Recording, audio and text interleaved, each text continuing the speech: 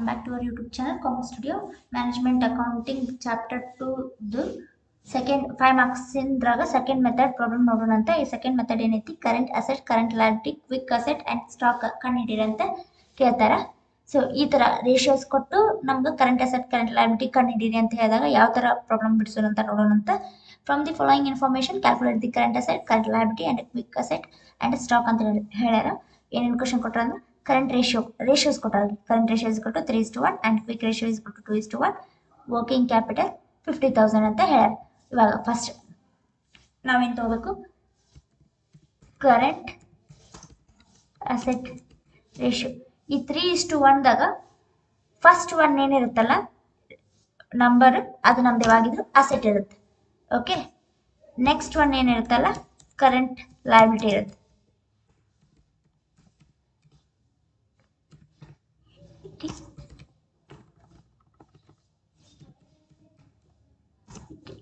Second one ಯಾವಾಗಿದ್ರು ನಮ್ದು liability ಇರುತ್ತೆ. ಫಸ್ಟ್ ಒನ್ ಅಸೆಟ್ ಇರುತ್ತೆ, ಸೆಕೆಂಡ್ ಒನ್ ಲಯಬಿಲಿಟಿ ಇರುತ್ತೆ. ವರ್ಕಿಂಗ್ ಕ್ಯಾಪಿಟಲ್ ಕೊಟ್ರೆ, ಬಟ್ ವರ್ಕಿಂಗ್ ಕ್ಯಾಪಿಟಲ್ ರೇಷಿಯೋ ಮಾಡ್ಕೊಂಡು ಆಮೇಲೆ ನಾವು ಕಂಡು ಹಿಡ್ಕೋಬೇಕು. Working capital ratio equal to current asset ratio minus current liability ratio ಮಾಡಿದ್ರೆ ನಮ್ಗೆ ವರ್ಕಿಂಗ್ ಕ್ಯಾಪಿಟಲ್ ರೇಷಿಯೋ ಸಿಗುತ್ತೆ. So current asset ratio 3 and current liability ratio 2 ಎರಡು ಮಾಡಿದ್ರೆ ಆನ್ಸರ್ ಏನು ಬರುತ್ತೆ, ನಮ್ದು 1 ಬರುತ್ತೆ. ಸಾರಿ 1 ಇದೆ ಅಲ್ಲ, ಮಾಡಿದ್ರೆ 3 - 1 ಇದು 2. ಇದು ವರ್ಕಿಂಗ್ ಕ್ಯಾಪಿಟಲ್ ರೇಷಿಯೋ. ಇವಾಗ ನಾವು ಇವನ್ನ ಯೂಸ್ ಮಾಡಿಕೊಂಡು ನಾವು current asset, current liability, quick ರೇಷಿಯೋನ ಕಂಡುಹಿಡಿಬೇಕು.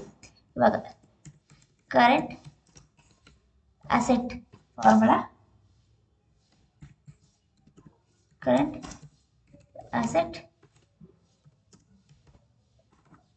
Ratio divide by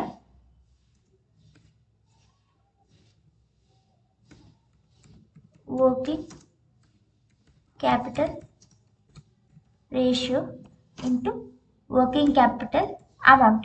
working capital amount ಮಾಡಿದ್ರೆ ನಮ್ಗೆ ಕರೆಂಟ್ ಅಸೆಟ್ ಅಮೌಂಟ್ ಸಿಗುತ್ತೆ. ಸೊ ಕರೆಂಟ್ ರೇಷಿಯೋ ಎಷ್ಟೈತಿ, current asset ratio 3 divide by working capital ratio 2 into working capital amount ಎಷ್ಟೈತಿ 50,000. ಇಷ್ಟು ಮಾಡಿದ್ರೆ 50,000ಗೆ 3 ಡಿವೈಡ್ ಬೈ 2 ಮಾಡಿದ್ರೆ 75,000 ಅಂತ ಬರುತ್ತೆ. ಇದೇನೈತಿ ನಮ್ದು ಕರೆಂಟ್ ಅಸೆಟ್ ಆಯ್ತು. ನೆಕ್ಸ್ಟ್ ಕರೆಂಟ್ ಲಯಬಿಲಿಟಿ ಕಂಡು ಹಿಡ್ಕೋಕ ಸೇಮ್ ಅಸೆಟ್ ಇದ್ದರೆ ಲಯಬಿಲಿಟಿ ಹಾಕ್ಬಿಡು, ಅದ ನಮ್ಗೆ ಲಯಬಿಲಿಟಿ ಸಿಗುತ್ತೆ.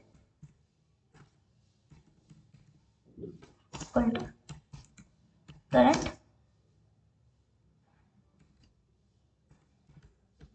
liability ratio divided by working capital ratio into working capital amount. Simple ಐತಿ ಪ್ರಾಬ್ಲಮ್, ಏನು ಕಾಂಪ್ಲಿಕೇಟ್ ಇಲ್ಲ. ಆರಾಮಾಗಿ ಈ ಥರ ಕ್ವಶನ್ ಕೇಳ ನಿಮ್ಗೆ ಆರಾಮಾಗಿ 5 ಮಾರ್ಕ್ಸ್ ಬರುತ್ತೆ. 1 ರೇಷಿಯೋ ಎಷ್ಟೈತಿ 1 ಐತಿ, ಡಿವೈಡ್ ಬೈ 2 ಇಂಟು 50,000 ಮಾಡಿದ್ರೆ 50,000 1 ಡಿವೈಡ್ ಬೈ 2 ಮಾಡಿದ್ರೆ 25,000 ಆನ್ಸರ್. ಇದೇನಾಯ್ತು ಕರೆಂಟ್ ಅಸೆಟ್, ಕರೆಂಟ್ ಲಯಬಿಲಿಟಿ ಆಯ್ತು. ಬಟ್ ಅವ್ರು ಇನ್ನೂ ಏನು ಹೇಳ್ಯಾರ,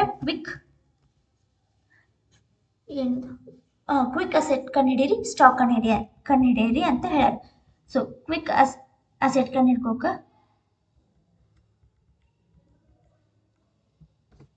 ಫಸ್ಟ್ ಕ್ವಿಕ್ ರೇಷಿಯೋ ಮಾಡ್ಕೊಂಡು, quick ratio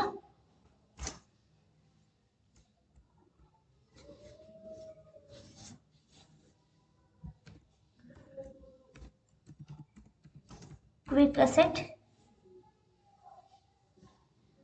divide by quick liability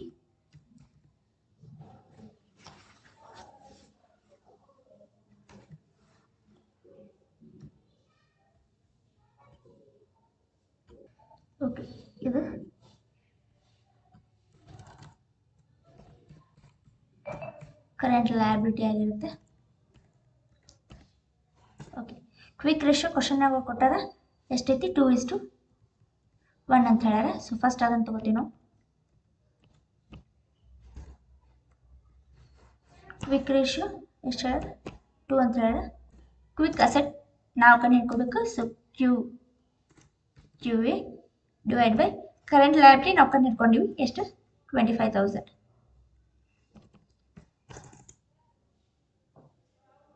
ಮಾಡ್ಕೊಂಡು ಇವಾಗ cross multiplication.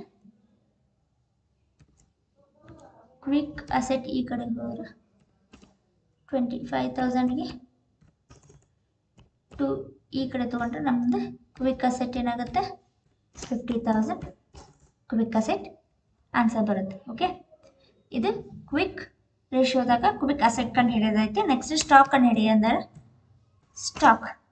ಸ್ಟಾಕಿನ formula current asset minus quick asset ಮಾಡಿದ್ರೆ ನಮ್ಗೆ ಸ್ಟಾಕ್ ಸಿಗುತ್ತೆ. ನೀವು ಫಾರ್ಮುಲಾ ಬೈ ಹಾರ್ಟ್ ಹಾಕ್ಲಿಕ್ಕಂದ್ರೆ ಪ್ರಾಬ್ಲಮ್ ಬಿಡ್ಸಕ್ಕೆ ಆಗೋದಿಲ್ಲ. ಕರೆಂಟ್ ಅಸೆಟ್ ಏನೈತಿ 75,000 ಐತಿ ಮೈನಸ್ ಕ್ವಿಕ್ ಅಸೆಟ್ 50,000 ಮಾಡಿದರೆ 25,000 ವಿಲ್ ಬಿ ದಿ ಸ್ಟಾಕ್. ಇದು ಸೆಕೆಂಡ್ ಮೆಥಡ್ ಮೇಲೆ ಪ್ರಾಬ್ಲಮ್ ಕೇಳಿದ್ರೆ ಈ ಟೈಪ್ ಬಿಡಿಸ್ಬೇಕು. Okay, thank you.